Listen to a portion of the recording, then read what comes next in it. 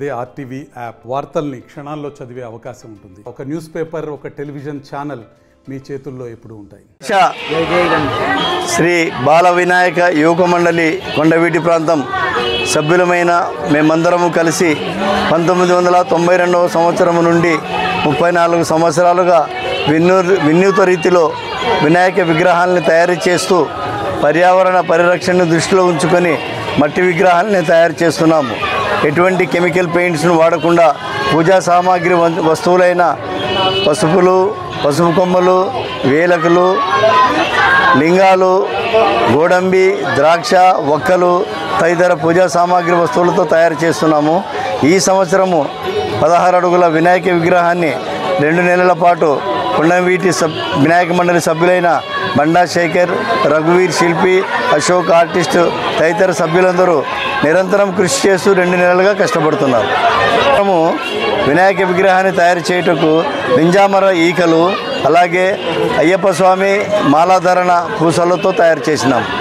ఇక్కడ పూజా సేవా కార్యక్రమాలకు గాను పేద మహిళలకు చీరలు, అలాగే పేద విద్యార్థులకు పుస్తకముల కొరకు, తర్వాత ఫీజుల కొరకు, అలాగే తర్వాత మానసిక వికలాంగులు భవిత ప్రభుత్వ స్కూల్ పాఠశాల విద్యార్థులకు, కొంతమంది సాధువులకు వస్త్రదానం చేస్తున్నాం. శ్రీ బాల వినాయక యువక మండలి కర్నూలు జిల్లా ఎమ్మిగనూరు దాదాపు 34 సంవత్సరాలుగా ఏకదాటిగా ఈ వినాయక మండలి కొనసాగుతుంది.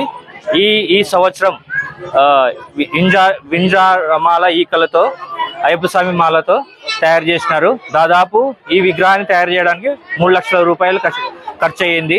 దాదాపు రెండు నెలలు కష్టపడి తయారు చేశారు. ఈ విగ్రహాన్ని తయారు చేయడానికి గల వ్యక్తులు దినేష్ కుమార్, మణి. 3 రోజులు అనాథ పిల్లలకు